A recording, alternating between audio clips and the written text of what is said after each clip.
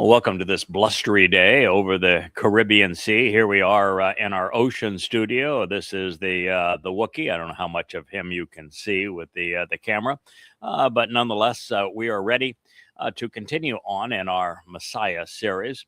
And it's really impossible to be correct, to put things in perspective regarding the term Messiah without also including the false statements that were made about the inventor of Jesus Christ. That would be Paul, whose given name was Sha'uwl.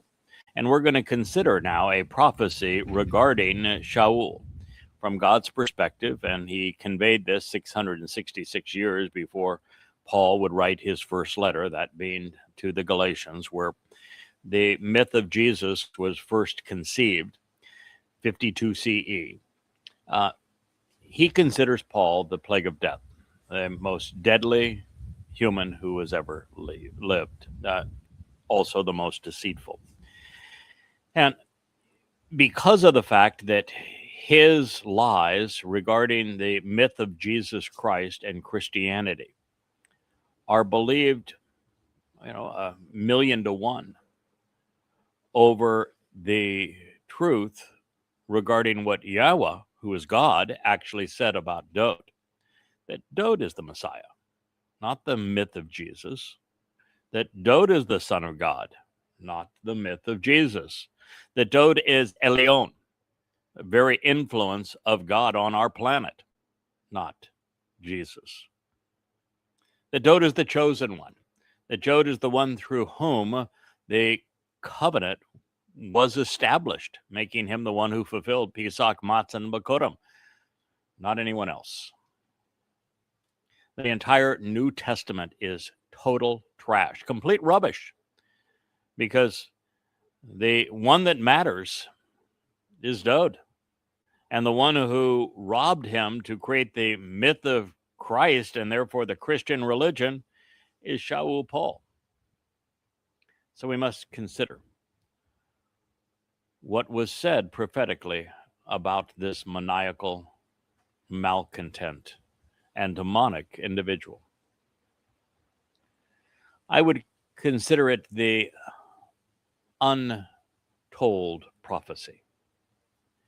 If we move 4 centuries forward in time from the revelation of the Torah, we are greeted by a remarkable man. He was both a Shaphat judge and a Nabi prophet, the last actually of the Shaphat, and he was a contemporary of Dowd, and he served as the prophet and narrator of the Messiah's and King's highly luminous life. It is troubling, I think, from God's perspective and the perspective of his people, because they had collectively decided that they would rather be like the Goyim than be Torah observant. They'd prefer religion to relationship. So as we pursue these words, we find something remarkably telling about King Sha'uwl, who was like the wannabe apostle Sha'uwl, and that he disregarded the Torah's instructions, and he sought out to establish himself and his credibility by attacking Dowd. So Sha'uwl, especially considering how the king's life foreshadows his infamous namesake, Sha'uwl Paul, the wannabe apostle, we have a lot to learn from what God's communicated prophetically as a result of this. So because the people's king was demon-possessed and callous to the Torah, Yahowah rejected Sha'uwl and chose Dowd to replace him. And this is also true of the wannabe apostle Paul, who was demon-possessed by his own admission and who rejected the Torah for his replacement of Dowd, named Jesus. 3,000 years ago, as they had so many times previously, The children of Israel chose poorly, electing Sha'uwl to rule over them rather than being led by Yahowah through his Shaphat, judges. As a loving father, rather than give up on them for having rejected him once the people's experiment with human governance failed and Sha'uwl succumbed to an ignominious death, by the way, at the hands of the Philistines, God intervened to provide a valuable alternative. He would choose a shepherd to lead his people, giving us the opportunity to become part of his flock. Now, every aspect of this story is prophetic, drawing our attention to a far more evil man and horrid time, even a far worse individual. And this is how it reads. Then Shamuw'el, means he listens to God, said to Sha'uwl, which means to question him, "You have behaved foolishly, failing to observe the instructive conditions of the relationship of Yahowah, your God, regarding the correct path to the benefits of the relationship that he instructed you. As a result, at this time, Yahowah has now established that your reign is over and that you shall never again witness as an eternal spokesperson on behalf of Israel." King Sha'uwl was about 1/1,000,000th as Torah adverse and 1/1,000,000,000th as condemning of Yisrael, as was the apostle Sha'uwl. And yet Yahowah called the first Sha'uwl an ignorant and irrational idiot, when actually all he did was add a few of his own embellishments to the Torah.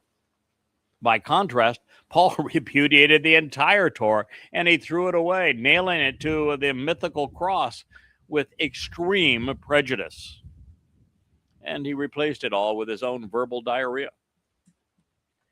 King Sha'ul's offenses compared to the apostle Paul were so insignificant, there would have been no reason to rebuke the man who was about to die or to tell us that he had been a bad example and was being enshrined forevermore as a witness to what we should avoid. But it is only in the context, I should say, of one Sha'uwl being prophetic of the other and serving as a warning that Shamuw'el's rebuke makes sense. He is condemning Paul, the New Testament, and Christianity with these words. Since Yahowah would not stand for King Sha'ul's interpretations or leadership, imagine what his response is going to be to the vitriol of the Apostle Paul, who began his first letter, Galatians, calling the Torah pornography. So now, your leadership position shall not stand. Yahowah has diligently searched for and responsibly sought an individual to approach him whose judgment and aspirations are similar to his own. Wow. As a result, Yahowah has instructed him regarding the correct and conspicuous leadership which will expound upon the truth among his people. Indeed, this is because you have not observed, neither closely examined nor carefully considered that which to show the way to the benefits of the relationship Yahowah instructed you. Shamuw'el, listen to him. Samuel 13 and 14. I've said many times that if we diligently seek to understand who Yahowah is, what he's offering, what he expects in return, who he chooses to work through, and how he achieves his purpose and plans. The more we study his testimony, the more we tend to reflect his nature. That's what is said here. Yahweh was choosing the man whose attitude, whose aptitudes, whose approach to life was similar to his own. And that's what happens to each of us. The more we study, the more we are placed in the center of God's will, the more we engage in doing what he wants done, the more we reflect who he is. His ways become our ways. His thoughts, our thoughts. His motivations are shared by those who love him. Dowd was a marvelous example. So man's way is through the Sha'uls, the king and the apostle who wrote and inspired the Christian New Testament. Man's way is through government and religion. It leads to death, to being controlled, to being fleeced, to being misled. Yahweh's path is through Dowd, and it leads to the covenant. And the reason for choosing Dowd is now clear. Yahweh diligently searched for and sought an individual whose judgment and aspirations were similar to his own. There was no better way to endear, well, there is no better way to endear ourselves to God and to be used effectively by him than to align our thinking and rationale with his. Yahweh's rejection of Sha'uwl was a cathartic time for Israel. The people had chosen him, democracy and all, as their general, as their king, hoping that he would lead them in the manner of the Goyim. And they specifically said this to God. And when they did, Shamuw'el went to Yahweh and said, I'm embarrassed. I've obviously failed you. I was supposed to work as the judge who would help them live in accordance with your Torah teaching. And they rejected me and want this man. They've elected Sha'uwl to be their king in the manner of the Gentiles, and to also be their commander-in-chief. That's what the religious did. And God's response to Shamuw'el was to say, no. They haven't rejected you. They rejected me. Powerful. When you think about it, this was a man who was speaking on behalf of Yahweh, which is a difficult job, an unpopular job. It has never been popular, and it has never been easy. And God took it on the chin and says, no, they're not rejecting you, Shamuw'el. They're rejecting me, which is the same thing with the Christians today when I criticize their religion. The same thing with the Muslims when I criticize their religion, and with Judaism as I criticize that religion. Then Yahweh said, posing a question to Shamuw'el, for how long are you going to grieve about Sha'uwl, since I myself despise him and I've rejected him as king of Yisrael? No.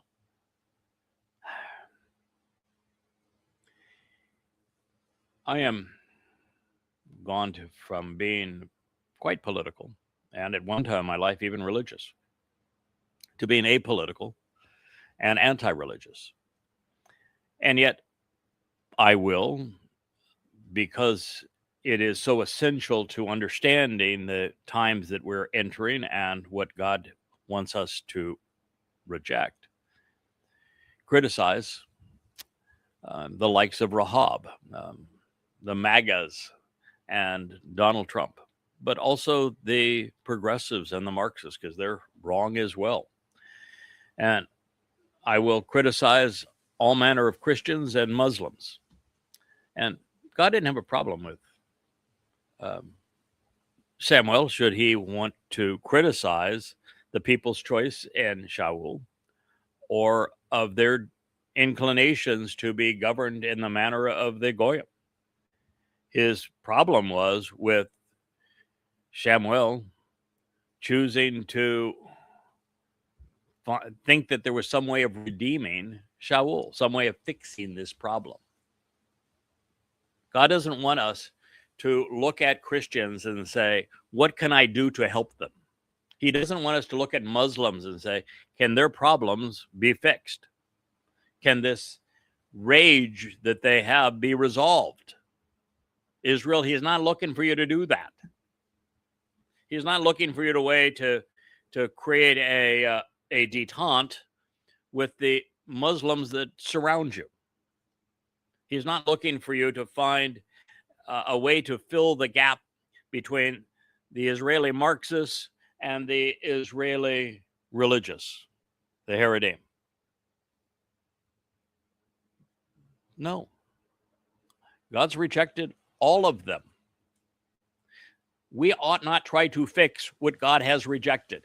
And it's not that he has just rejected them. He said, why are you doing this since I myself despise him? I hate him. I loathe him. I have disavowed him. I have no more association with him because I abhor him. I refuse to accept him. We can't resolve the issues that divide Christians and Muslims and Haredim and Marxists and MAGAs and conspiratorialists such that they can have an association with God.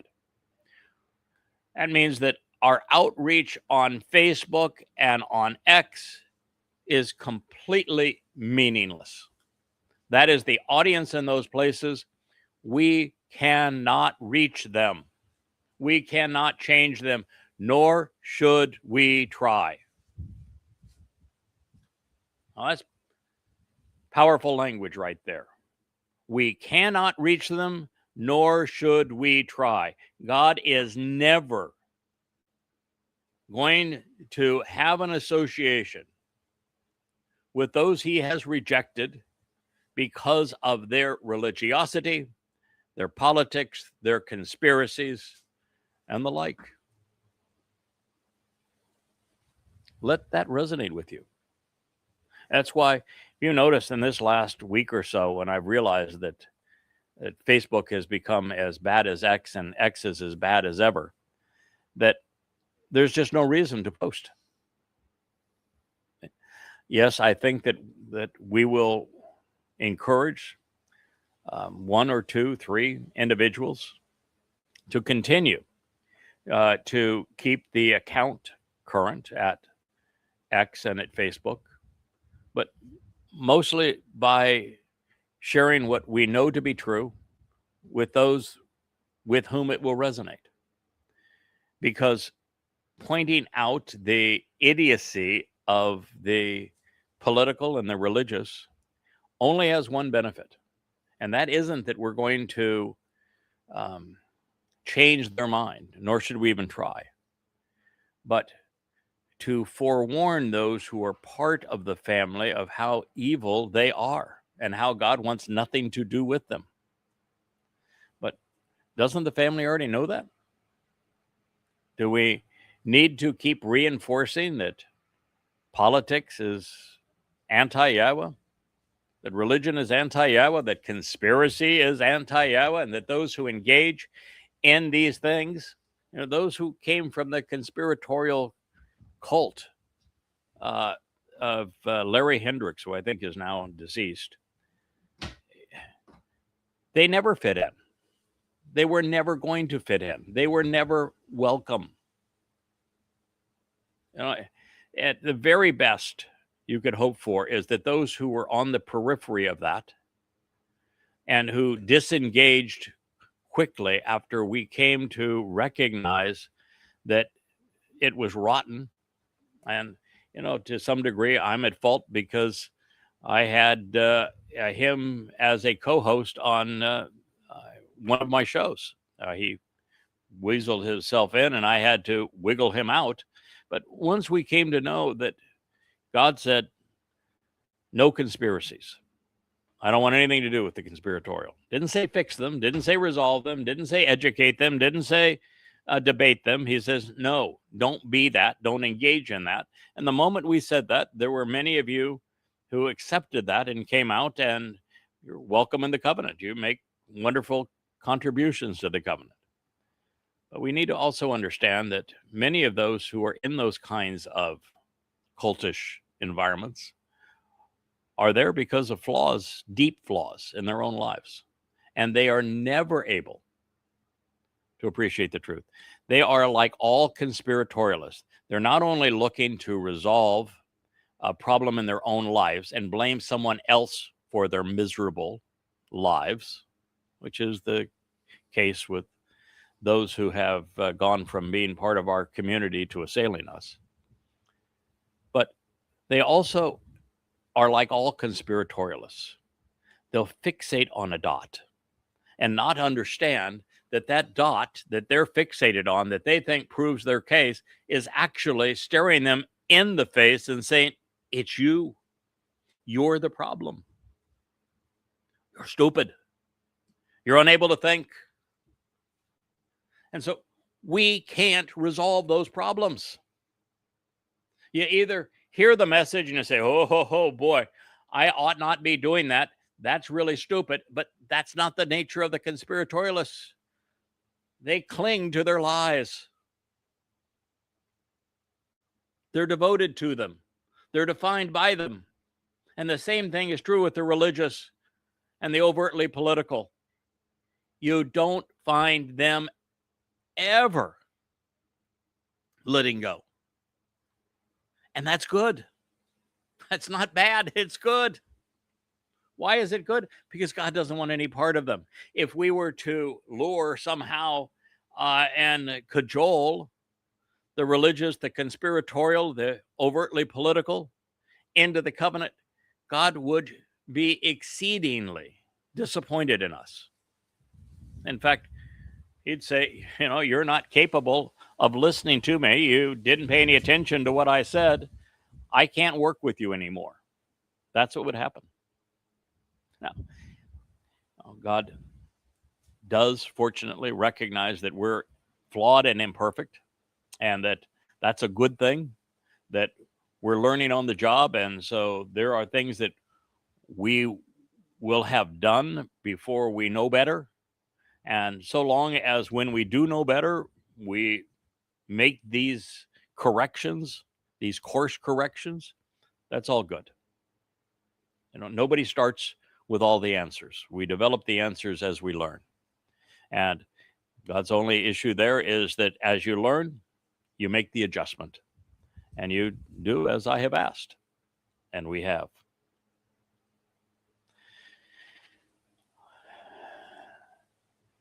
I'm going to share something because, as Rich knows, I don't keep secrets well. I shared something with Rich, 15 minutes before this program began. Yep. Just before I went into makeup, which in my case means recognizing that the wind is blowing out here, I tossed some water on my head and put on a new shirt. That's a makeup for these shows. I hope it shows. I did run my fingers through my hair a few times just to make sure that the water kept it reasonably in place as the wind blows. So I made the effort. And a nice shirt too, right? Being facetious here now. One of the most impactful prophecies in the entirety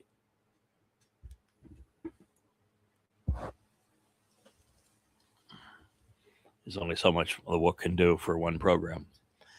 I'm going to find a new, more comfortable place to nap. One of the most powerful, insightful,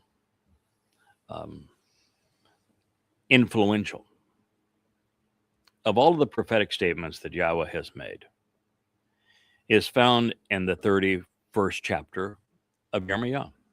Many of you know it. In fact, my guess is that when I say Yirma'yah 31, that everyone listening to this program knows what it says or has a general understanding of it as far as it goes. They know that Yahweh decided that he would renew and restore his one and only covenant with his people, specifically with Yisrael and Yehudim, not with Goyim, not with the church, not with Christians, with Yisrael and Yehudim. And that he wasn't replacing one, he was reestablishing and renewing that agreement. The next statement says that the restoration of that covenant is not going to be exactly like it was, not when he just discussed it with Abraham, or when he promised to enable it through Dowd. No, he said it will be slightly different than the expression of the covenant when I forcibly drug the children of Yisrael out of Mitzrayim, the crucibles of human religious and political oppression, with a resolute and firm hand. And the reason he says it's going to be different than that is that there he realized they weren't smart enough to get out of their own religious shadow. They were belligerent and malcontent, and they thought they were smart and they knew nothing. And so God said the only option here to have the survival of my people is for me to drag them out of Israel with a shazak, with a firm hand. By the way, there's an interesting insight to all of that. And it pertains to what I've been sharing in the library studio, that when there is a difficult job that needs to be done, God very seldom acts without having infused his fixer into the milieu. Somebody that he knows is firm, that's unyielding, that's resolute. And we find that affirmed when Moshe does his meltdown with Dowd. But I'm actually convinced, and I hope to find the evidence for it. I've certainly witnessed it in my mind, and now so many things are being presented through the Ruach that I'm finding affirmation of, that it really is it's an exciting time.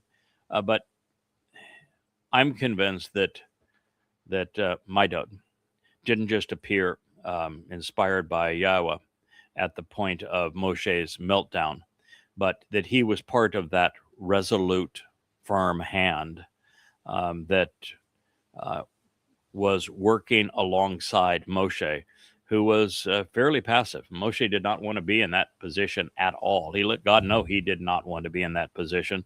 And every time the children of Israel challenged him, he did a faceplant and ran to Yahweh. He never once stood up and said, "No, you're wrong. Stop it." And so I think he had someone that was God's way of demonstrating that resolute and firm hand. And we'll talk about that later as it comes up. And I just want to dispose of one complete lie. Somebody was posting, somebody whose name I don't recognize, on one of the chat rooms as we were doing that show. It says, so, if you're being infused in moments and time, is that reincarnation? And no, good God, no. Reincarnation is a religious concept. It is about karma and the previous life of a person determining if they come back in the physical body of a worm or a snake or a person or a lower class or an upper class in the Hindu religion. No. If you don't understand what a soul is and how God can take a soul and place it into a body when he wants to accomplish something, and that the body is essentially nothing to God and nothing to that soul, and uses them for a specific period, for a specific purpose, and then removes them, then you have no clue what Enoch or Eliyah or Dowd or Yada or the Amma represent, or how God uses them. You're a danger to yourself and to this community when you make statements like that. Stop it. All right. So God said the one difference is going to be that's the way they are. And then God explains how that difference will be manifest when the covenant is renewed, because he says, I'm going to write a copy of my Torah inside of you. Wow. That's quite different, because during the Exodus period, the Torah wasn't written inside of anybody. The Torah was an external document that the first book was dictated to Moshe, and after that, the Torah was experienced by Moshe and the children of Yisrael, and they wrote their experiences down, and then Moshe tried to encapsulate what he learned to create Verbatim. So very different on it being an external document that you can reject. You can do what Sha'uwl did, which is to try to change it. What Paul did, which is try to annul it. What Jews do, which is to dress it up as a whore and plaster over it with their Talmud. You can do all those things, or you can, incorporate it into your life by studying it. But he says, I'm going to write a copy of it right inside of you. Pretty cool, right? So that is the difference. And that he says that as a result of that difference, my people are no longer going to bend and twist and pervert my message. And they're not going to go astray any longer. Boy, great. So this is happening as we make that transition through Towrah and Kippurim to Sukkah in 33 CE, year 6000 Yah. And we end up in the garden with this marvelous opportunity to demonstrate that there are many who are capable of earning God's trust by being observant, responsive, and reliable. All great. So that's what this thing is, that whole testimony is presenting. And that's typically where we sign off and say, well, that was a great lesson. That's not where God signs off. And I'm not going to try to quote it by memory, because I have read it in the Hebrew. I have not translated the entire thing, nor looked at every mood, conjugation, and stem, every pronoun along the way. But let me tell you the gist of it. I was tracking down evidence that the reference to the greater and lesser luminary in the first chapter of the first book of the Torah, pursuant to the fourth day, that are signs, they are willing volunteers to fulfill the moedim, the serve as restoring witnesses to the eternal testimony and the 7 annual meetings with God. That I wanted to know more about what God had to say about them. And of course, there's a marvelous statement that directs our attention to it in the 89th Mizmor, which we'll get to in the library studio as we continue our refresher course on that profoundly important message. But what follows in Yirma'yah 31 is that God says that he established the Son, who he has identified as Dowd, to provide illumination, light during the day. And that with the moon, represents Yada, he has very specific written, etched in stone, inscribed prescriptions for living that he has communicated. And that if either of those two, God says, if either of those two choose not to fulfill their mission, are not willing to do as I have prescribed, then there will not be a single Yisra'elite who survives. It's a devastating if then. If either of us, Dowd or I, in any way renounce our calling, foreclose on this mission, and don't do as we have been asked, it's it for Israel. And if it's it for Israel, it's it for the planet, all life on it. So I'm going to run through that in a more detail over the rest of today. As I say, I've gone back to page 1 of chapter 1 of the Coming Home 4, based upon all we have learned. And I will pursue this, and maybe it'll be later today, maybe it'll be this time tomorrow. I'm going to go through that with you because, wow, as you read it in concert with the greater and lesser luminary and Bereshith Genesis 1, and up to that point, God's all in. There is a plan C and D, but there's no other alternative. The Crag and the Dowd either come through and work collaboratively together, not only with each other, but with Yahowah, or it's over. Profound, huh? So Yahweh is telling Shamuw'el, he listens to God, that I myself despise him. I have rejected him as king of Yisrael. He says, why are you continuing to worry about him? I have rejected him. I mean, that is, I think, as clear as words allow.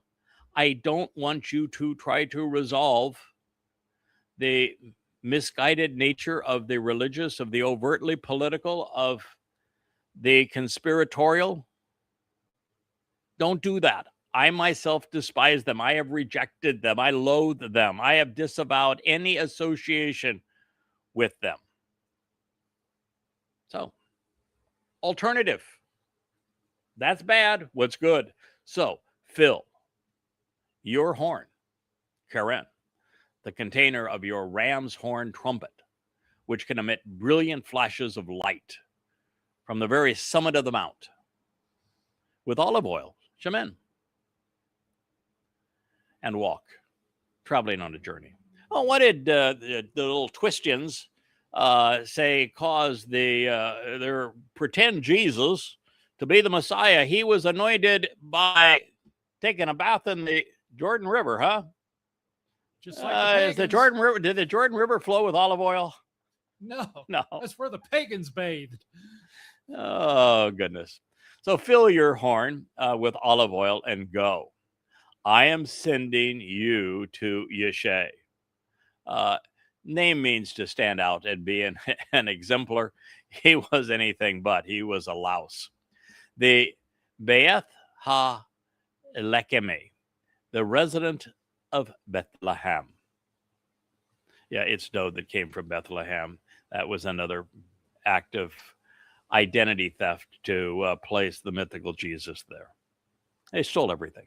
I even stole, and I will share with you how they came about having disciples too. Even a mother and father of baby Jesus has, well, baby Jesus has got nothing in truth. And it wasn't Mary and Joseph. You know, as we go through these programs, I'll share with you how all that actually played out and materialized. A resident of Bethlehem, because I have seen a king to approach me among his sons. I have said, and this is part of what's happened here over particularly these last few months, where every day, sometimes multiple times a day, I'm now seeing what God wants me to perceive regarding how he coordinated everything pursuant to his people and plan, and then directed to the passages that affirm these realizations. And one of the things that I have conveyed is that God did not see a king in an 8-year-old boy. He could have seen an 8-year-old boy there as a shepherd, but not a king. Because if God projected what Dowd was going to become, he would have found that he wasn't a very good king. In fact, he was worse than Sha'uwl. In fact, Dowd came to be the exemplar of Yisra'el. He will be the greatest of all kings, but that took some doing.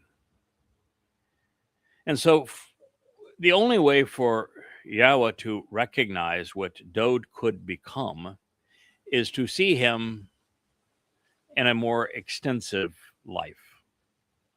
And indeed, he had seen his potential in Adam, the first man conceived in God's image with a nesalma, with a conscience. And I think he got to know Dowd a second time in a full life as Noach's son, Shem. And so I think that this life as the shepherd boy was actually the third time that God became acquainted with this soul that he came to recognize had so much potential.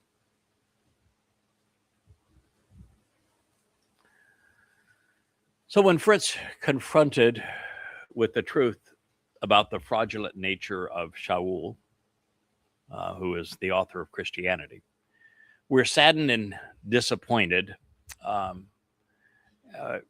for any of us who previously believed his lies, as I once did a very long time ago, while grieving for those who are beguiled by them, although recognizing that there's nothing we can do to help them.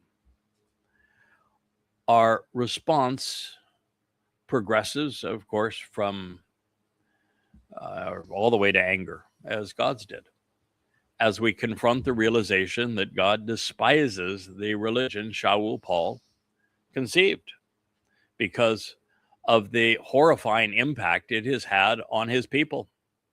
Christianity demonizes them. Yeah. The reason I gave up on my attempt to return to X here this week is that, many of you know that there's a remark called the synagogue of Satan in Revelation. I've actually deduced that it was written by Yahuwah, who now I know who Yahuwah is, but it was written by him to denounce Paul. Paul was the one who had gone after and demeaned everything associated with Yahuwah. And so Yahuwah's response was to talk about Paul, who admitted he was a rabbi and admitted that he was spending his Shabbat in the synagogues. And so he referred to the man who admitted 40 years before John's letter that he was demon possessed. And so he referred to the synagogue as Satan. It's Paul that he is denouncing. But Christians think that he is denouncing Jews, and that because they're called the synagogue of Satan, that the Jews must be demonic, not Paul, not them, and that they have open season to hunt and kill Jews.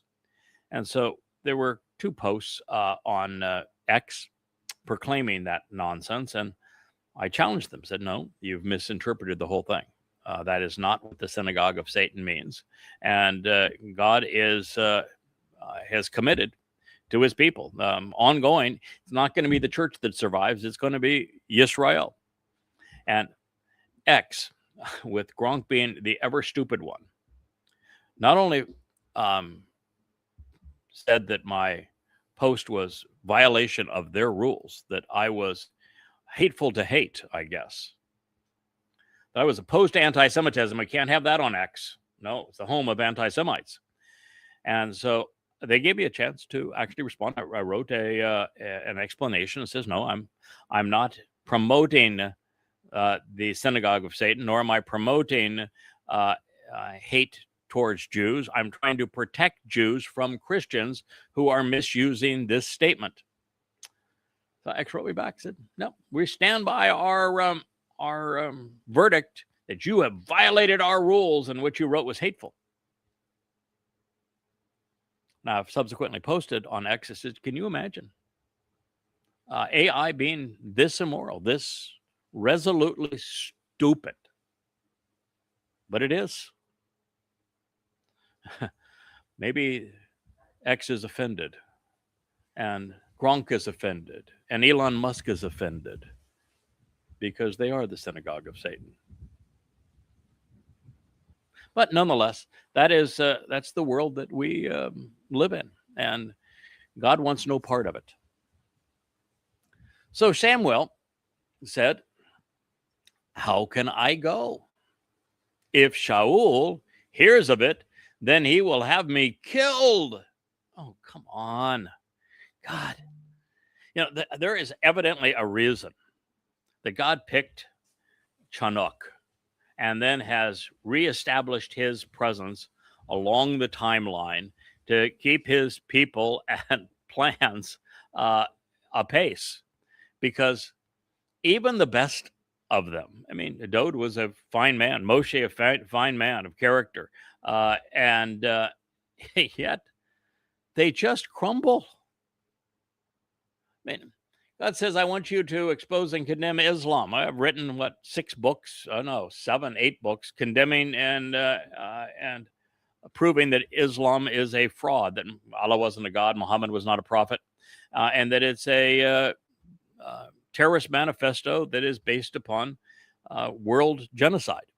That's what the Quran says. So not only did I do what he asked and publish these books, but I did over 5,000 of the 10,000 radio shows I did initially under my own name, telling the truth about Islam, for which I received thousands of death threats. I never once said, God, no, I'm not going to do that because I'm afraid the Muslims are going to kill me. No, that's not what you say. You say, all right, that's what you want me to do. You understand, obviously, that there's some danger, some risk along the way. So that, I would ask for your protection, but I guess I really don't need to, because if you're asking me to do it, I have your protection. So, all right, let's just get with it. Let's go. But that's not what he said. And it's disappointing that God didn't find people that were more resolute, more shazak, more gibor. Too many meek and mild along the way. Anyway, therefore, Yahowah said, because, he didn't have an alternative, did he?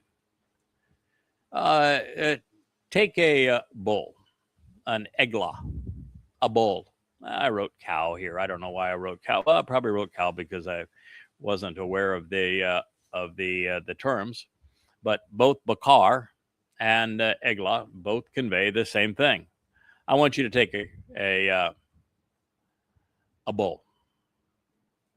Okay, well, that's the answer. You need some courage? Bring a bull.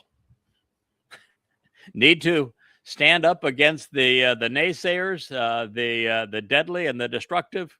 Yeah, take a bull.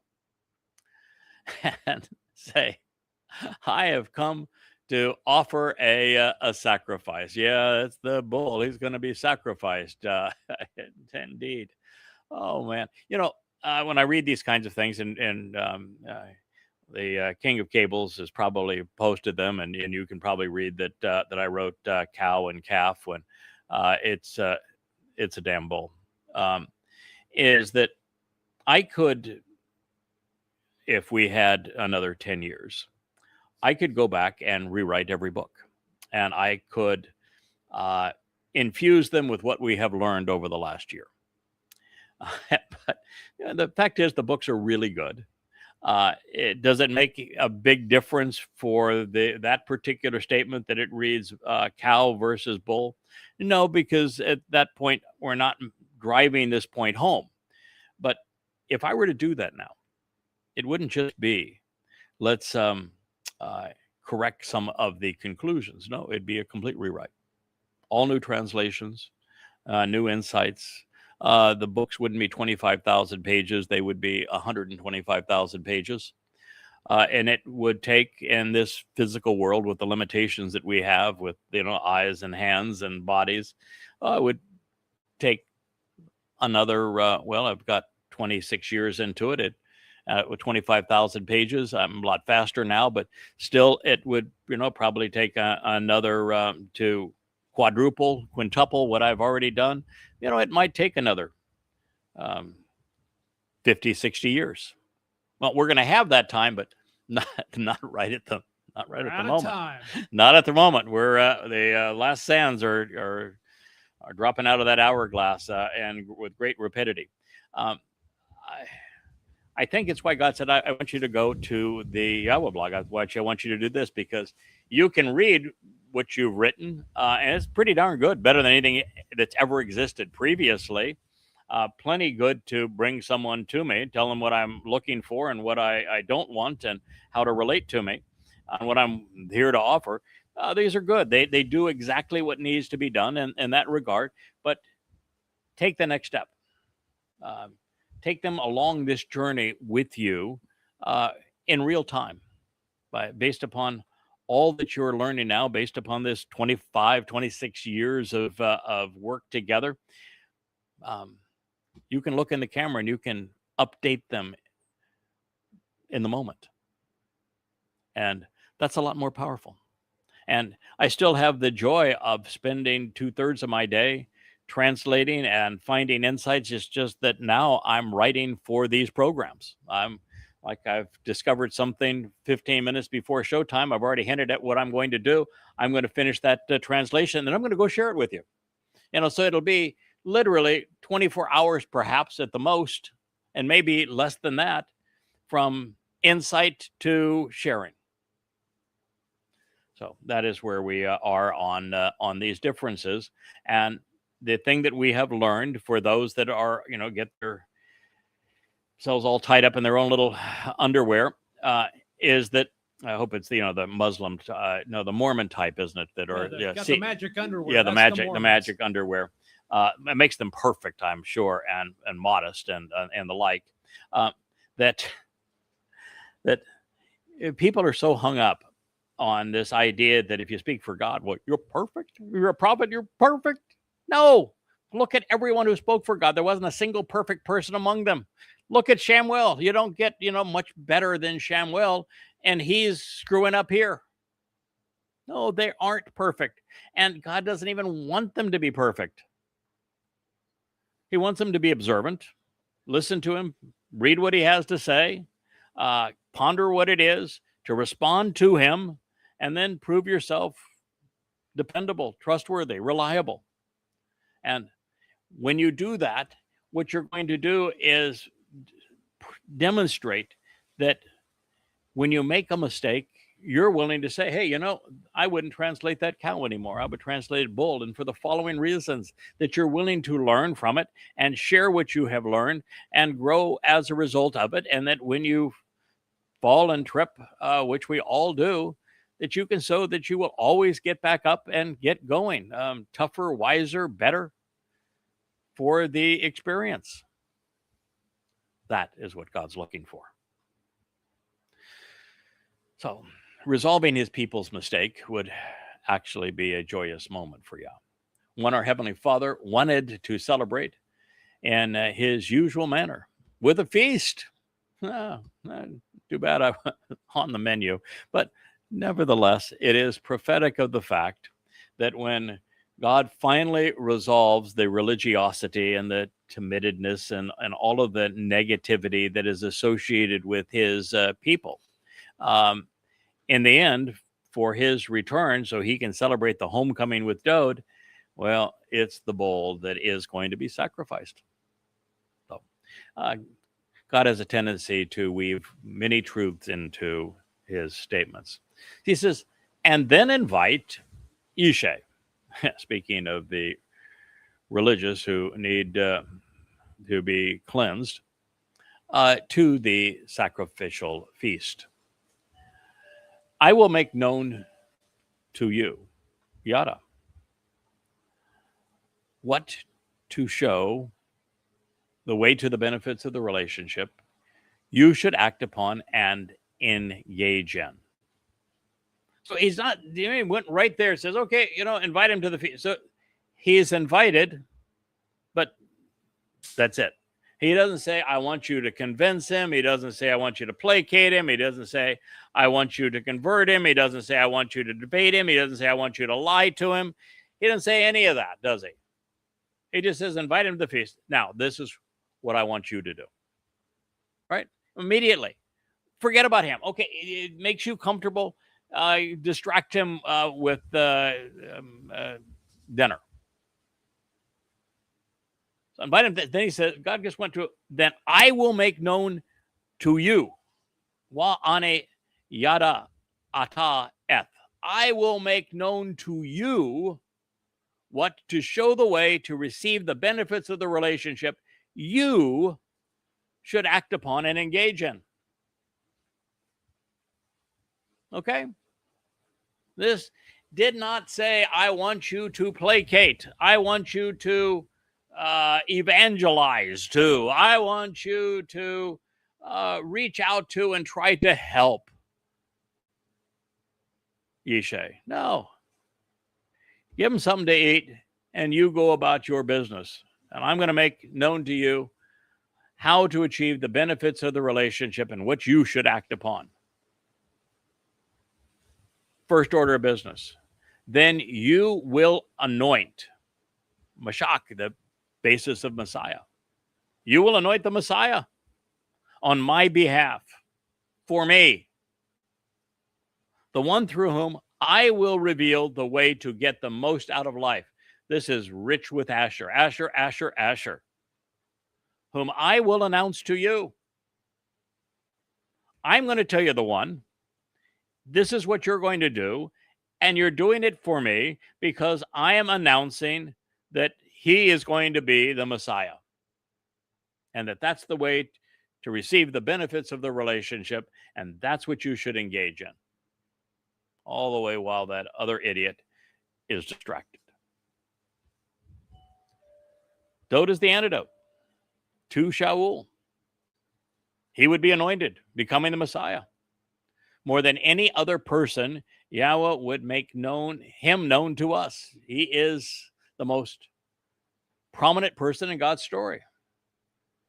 And it's a promise that he has kept. Together, Yahweh and Dowd would reveal the way to the relationship God intended. In fact, even enable it. You read the 89th Mizmor. In the third statement, God gets right to it. The first statement he's made is that I established the covenant with Dowd. So when we listen to Yah, we know how to act, where to go, what to do. We don't have to ask him, God, what is your will for my life? I have never asked him that question, nor should you. We are prepared to respond to opportunities and provocations. We are properly guided and instructed, prepared for whatever life brings our way. Good things happen when we follow this same formula. Listen to God and engage as he has requested. Yeah, perhaps that's why Shamuw'el's name means listen to him. As a bit of advice, you can do whatever you want. But when God says, I want you to go do something, my suggestion to you is that you don't say, but if I do that, he's going to kill me. Yeah, come on. Show some courage. Show some gabor. Man up. Okay? God will appreciate it. Shamuw'el engaged and did, therefore, what Yahweh said. I recall that's also what happened with Noach, wasn't it? That Noach listened to Yahweh and he did as Yahweh had asked. He came to Bethlehem, which is house of bread, but also house of conflict. Bethlehem. He started a bit afraid. And the elders of the town approached and they welcomed him. They kara'd him. They asked, "Did you come under favorable circumstances to reconcile? Shalom, as a friend with blessings to make us healthy and whole, in peace to satisfy and fulfill a promise?" Shamuw'el listened to him. 1 Samuel 6:4. Interesting, right? So even before he got to Yishay, who evidently was some kind of a big shot, because he would have been aligned somehow with Sha'uwl. The elders of the community said, "Yeah, why are you here, pal? Are you come in peace?" And I know what my response would have been. None of your damn business. I'm not here for you. I wasn't told to come to talk to you. Please, step aside.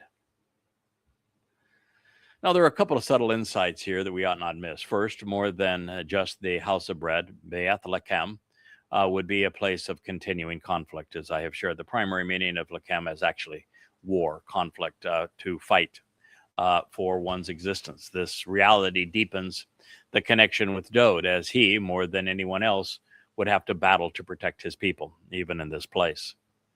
Second, the reference to Shalom is intriguing because it would soon be incorporated into the name of the city most closely associated with Dowd, Jerusalem. Jerusalem is the source from which teaching and guidance regarding reconciliation, Shalom, flow. It is a compound of Yara, which is the verbal root of Towrah, which means source of teaching and guidance, direction, instruction, and Shalom, reconciliation for the restoration of the relationship. Now, third, based upon this statement, and one which will soon follow, the prophecy Christians celebrate, believing it predicts that their God, Jesus, would come as a baby from Bethlehem to be the king of Israel. Well, it actually speaks of Dowd, the one man who would actually be the Melech of Yisrael, unlike the myth.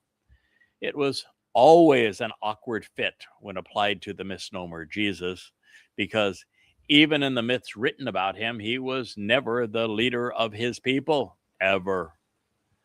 And only Yehuda existed during this time, putting the Christian interpretation in conflict with key aspects of the prophecy. At the time that the myth of Jesus was supposed to exist, there was no Israel. He could not be the king of Israel. There was no Israel.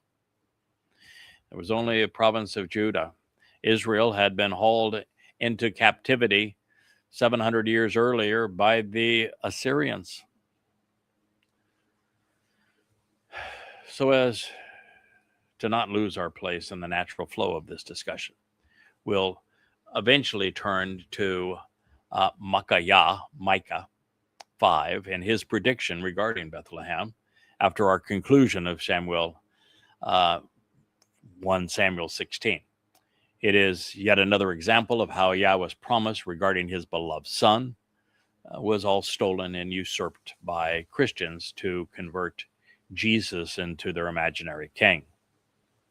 And that's, oh boy, so many posts on X and Facebook. Jesus is king. Oh my God.